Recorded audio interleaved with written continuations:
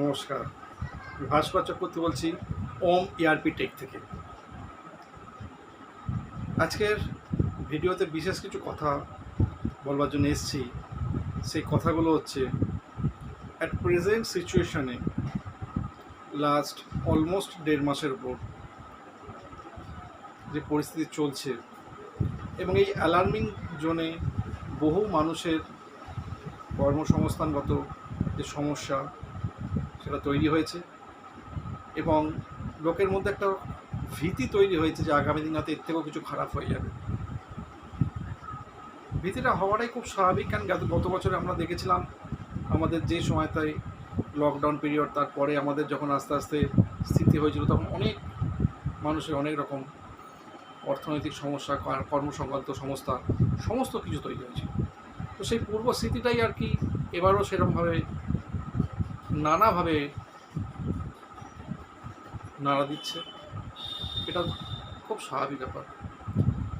আমার নিজের কাছেও আলটিমেটলি বেশ কিছু স্টুডেন্ট যারা একদম পুরো ডেডিকেটেড ছিল পড়বে, কারণ তাদের একটাই অবজেক্টিভ ছিল যে না, এখান থেকে বেরোতে হবে, যে সিচুয়েশান জব সেখান থেকে বেরিয়ে যেতে হবে। সেই জায়গা থেকে দাঁড়িয়ে তারা আজকে কাজটা করতে পারেনি, শিখতে আসতে পারেনি একটাই ভয়ে যে এই যে লকডাউনটা এখন 15 দিনের জন্য চলছে, এটা কি পরবর্তীকালে এক্সটেন্ড হলে তাদের কি আজকে কোনো রকমভাবে তার জবে কোনো এফেক্ট পড়বে, সেটা একটা হয়েছে। আবার অ্যাট দ্য সেম টাইম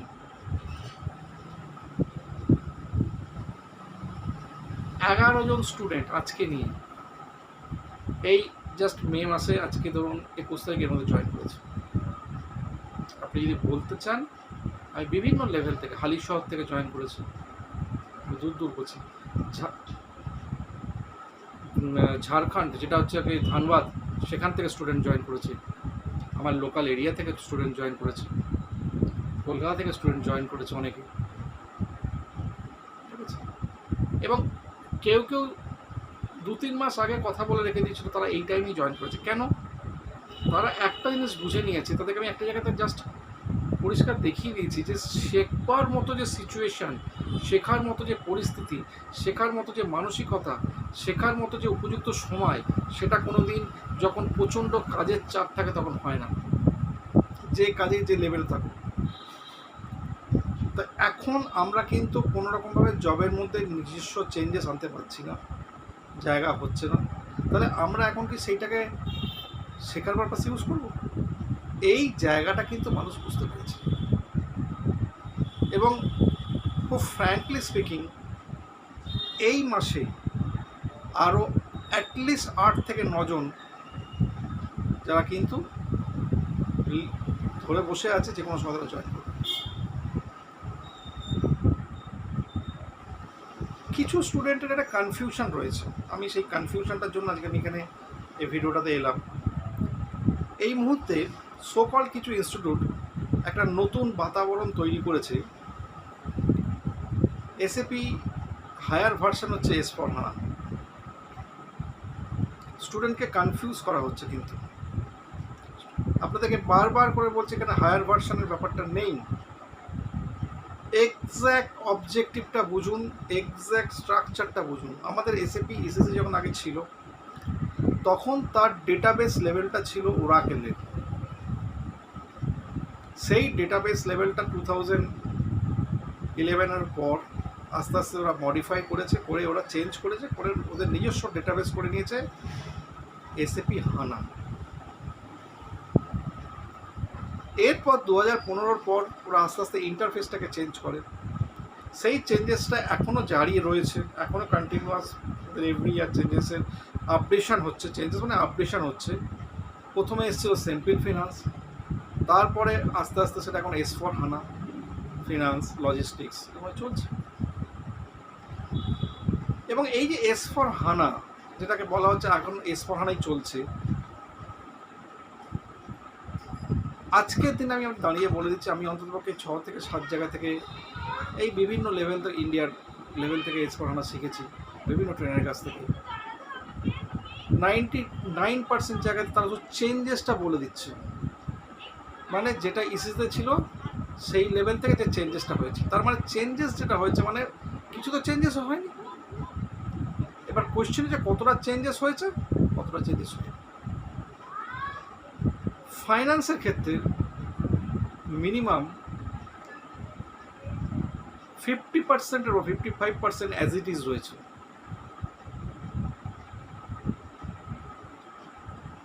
আবার বলছি, আমি কথা আবার বলছি, 55% অ্যাজ ইট ইজ রয়েছে।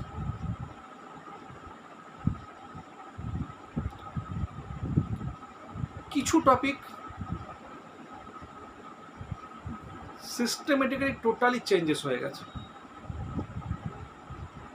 একদম চেঞ্জেস হয়ে গেছে। কিছু টপিক অ্যাডিশন হয়েছে। আমরা যে শিক্ষাটা পেয়েছি সেখানে যেটা চেঞ্জেস হয়েছে আর যেটা অ্যাডিশন হয়েছে এই লেভেলটা দেখিয়ে দেওয়া হয়েছে। কারণ আমরা যেহেতু ইসিটা জানি, স্টুডেন্ট আপনারা থেকেও এখনো পর্যন্ত সেই জায়গাটা শেখেন, তারা বলেই দিচ্ছে আমরা তো জানেন সব কিছু, বাট শিখতে গেলে তো তাকে পুরোটাই শিখতে হবে।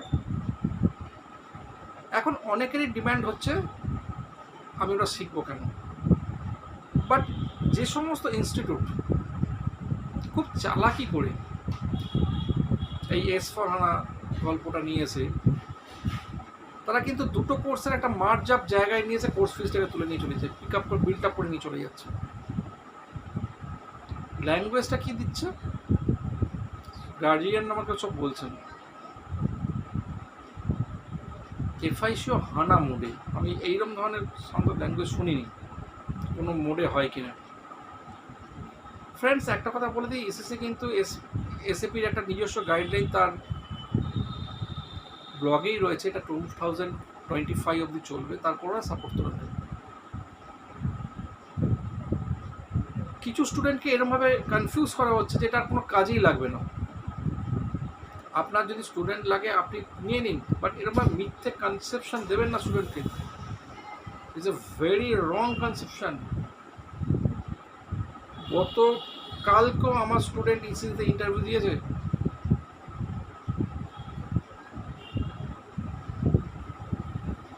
দশটা কোয়েশ্চেন করেছিল, তার মধ্যে 9টা কোয়েশ্চেন করেছিল ইসিসের ওপর।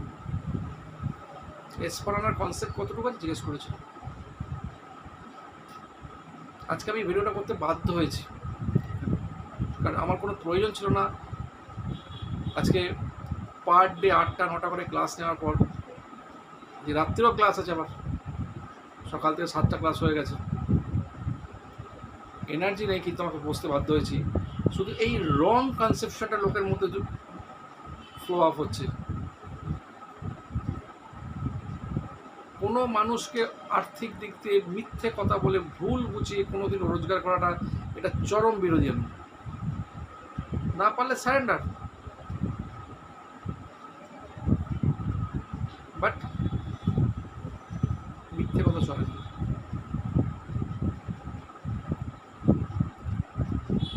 ইসিসিতে S/4HANA যেটা সিম্পল S/4HANA ফাইন্যান্স যেটা হয়েছে, সেখানে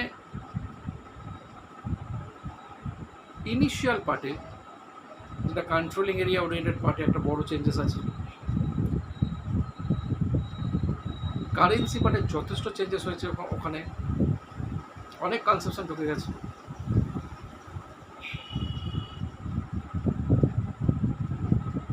ARAP পার্টের স্ট্রাকচারটা চেঞ্জেস হয়েছে। FIMM ইন্টিগ্রেশন, FISD ইন্টিগ্রেশনে কিছুটা মেটেরিয়াল লেজারের কনসেপশন, কিছুটা প্রোডাক্ট কস্টিং কনসেপ্ট ঢোকানো হয়েছে। Asset accounting complete almost changes হয়েছে।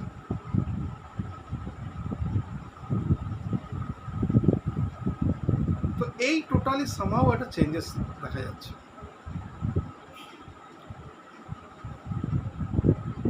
তো এই চেঞ্জেসটা কিন্তু অলমোস্ট 40%, 45%।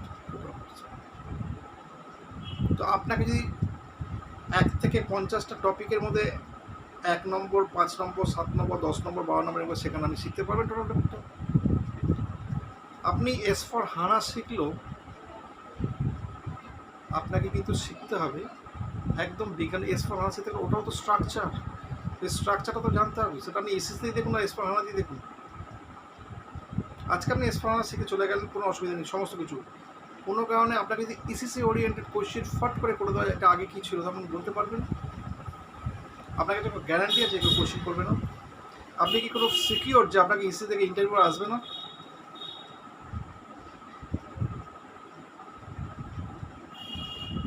তখন কি করবেন?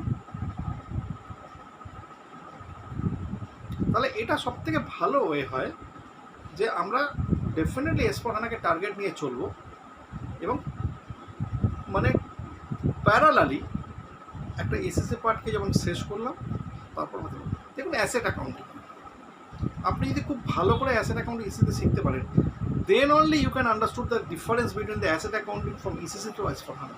কী চেঞ্জেস হয়ে কোন লেভেলে চেঞ্জ, নাহলে লেভেলটা ধরতেই পারবেন না।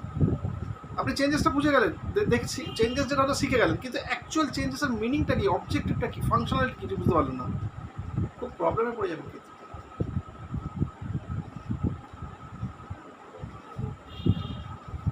সেজন্য এটা শিক্ষা নয়। যদি কোনো ইনস্টিটিউট বলে, তারা যদি শেখায়, তারা যদি যায়, you can go. But last lockdown থেকে আর এই কারেন্ট লকডাউন অবধি, তো ফ্র্যাঙ্কলি স্পিকিং, ওই সো কল্ড ইনস্টিটিউটগুলো আমাকে বাঁচিয়ে দিয়েছে, কারণ সেখান থেকে ম্যাক্সিমাম স্টুডেন্ট আমার কাছে এসেছে 35-45,000 এক্সপেক্ট করার পর। আর কেউ এবার শুনে ডাউট হয়েছিল, যায়নি, তখন তারপর ওরা ডিসিশন নিয়ে নিয়েছে।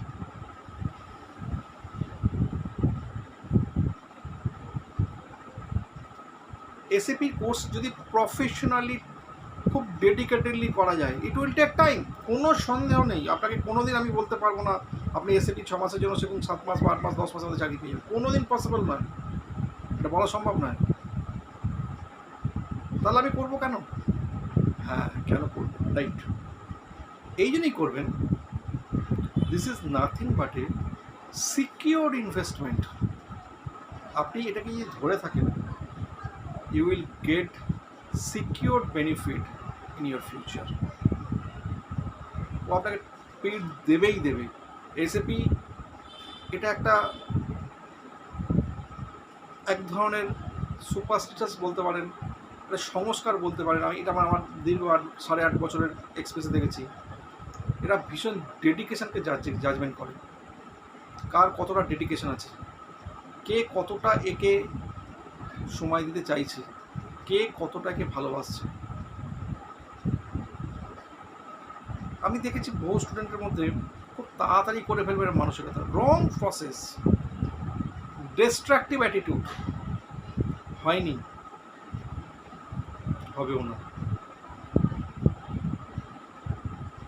আমাকে তাড়াতাড়ি ক্লাস দিই, 2টো করে ক্লাস দিন, কিছু ক্লাস যাবো, স্যার আমার এটা হয়নি, আমাকে রিপিট দেবেন, দেখাবেন, লাভটা কী হচ্ছে? আমার ক্লাসটা লসটা তো আমার হচ্ছে, যদি আমি পরিষ্কার ফাইন্যান্সিয়ালি কথাটা বলি। বাট আমি দেখেছি কিছু স্টুডেন্ট আমার কাছে, আমি নামটা এখানে আমি বললে হয়তো একটু অসুবিধা হতে পারে, বাট তবু বলছি, বাগবিহাটি থেকে একটি ছেলে, খুব বাচ্চা, খুব ভালো ছেলে, যথেষ্ট পরিশ্রম করছে, মলয় বিশ্বাস।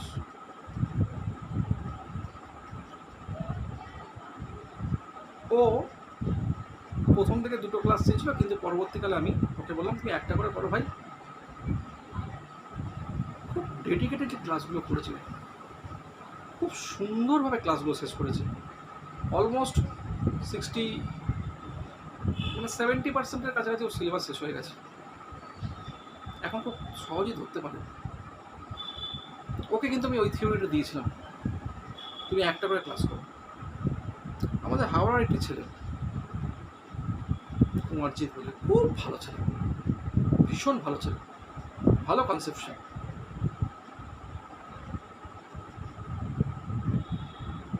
ওকেও আমি এই একই কথা বলেছিলাম, দারুণ প্রোগ্রেস করেছে।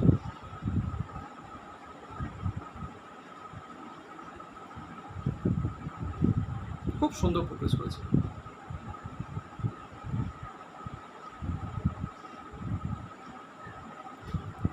ফ্রেন্ডস, যারা যারা মর্নিং আওয়ার্সে অনেক দেখুন অনেকের প্রচুর নাম 35-40 জন রানিং স্টুডেন্ট এখন রয়েছে, এখন এত কোনো স্টুডেন্টের নাম বলা সম্ভব নয়। এরা এই দুটো ছেলে কেন বললাম, এরা ভীষণ অল্প বয়স, অ্যারাউন্ড 22-23 ইয়ার্স এজ এদের। আমি এইদের ইনস্ট্যান্সটা দিলাম এই কারণে যে অনেকেই এখানে শিখতে আসছেন অনেক সিনিয়র এজে, তারা এদেরকে দিয়ে উৎসাহিত হবে। বেশি ক্লাস আপনি করুন, নো ইস্যুস, বাট ক্লাসটাকে করার আগে সেই চিন্তা করেন যে আমি তো সেই টাইমটাকে দিতে পারবো। এসএপিকে সময় না দিলে কিচ্ছু হবে না। আমি যখন নিজের লাইফে এক্সএসপি শিখেছি তখন একটা করেই ক্লাস করতে, উইকলি একটা ক্লাস, বৃহস্পতিবার ক্লাস থাকতে। তো ফ্রেন্ডস, একটা কথাই আমি বারবার করে বলছি যে আপনারা খুব ডেডিকেটেড ক্লাসটা করুন। ডেফিনেটলি যে সিচুয়েশান চলছে সেটা কোনো মতেই আশাব্যঞ্জক নয়, এই বিষয়ে বলে লাভ নেই। কারণ কিছু কিছু দেখছে আমার ভিডিওতে কমেন্টস হয় যে দেখো স্টুডেন্টকে কেউ ভুল বোঝাচ্ছে স্টুডেন্ট পাওয়ার জন্য। এরকম ধরনের লোক থাকবেই, সারা পৃথিবীতে রয়েছে। তো আমি একটা কথা বলে দিচ্ছি এখানে, টোটালি একটা স্টুডেন্টকে আপ টু জবের লেভেল অবধি নিয়ে যাওয়ার জন্য যা যা করণীয় I will do for that. আমি জানি কীভাবে তাকে স্টেপ বাই স্টেপ সেই জায়গাটা নিয়ে যেতে হবে। কিছু স্টুডেন্ট তাদের খারাপ লাগতে পারে, যাদের মনে হয়েছিল আগে হয়তো মিস আন্ডারস্ট্যান্ডিং হয়ে গেছে, দে ক্যান কল অ্যান্ড কাম, কোনো অসুবিধা নেই।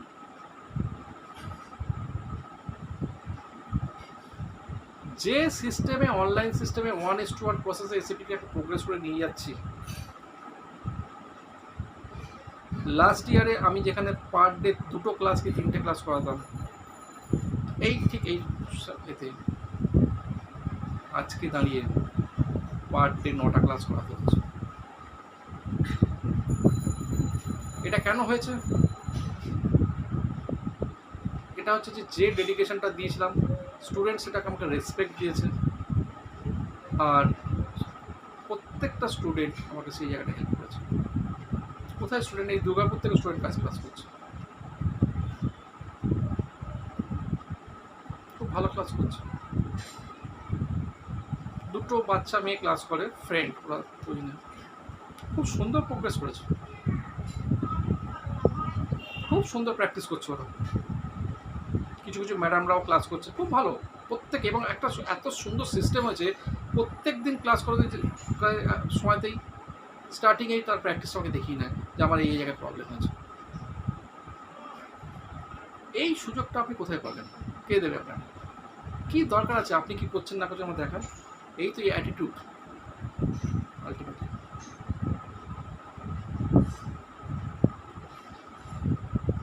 আমার কিছু স্টুডেন্ট এই বর্তমানে যে মহামারী চলছে তাতে আক্রান্ত হয়েছে, ক্লাসও তাদের বন্ধ আছে।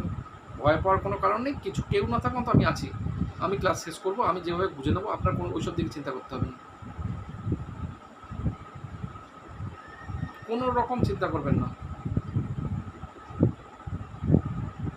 শুধু আমার সঙ্গে থাকুন, আমি আপনাদের এগিয়ে নিয়ে যাবো, এত বড় কথা বলতে হবে।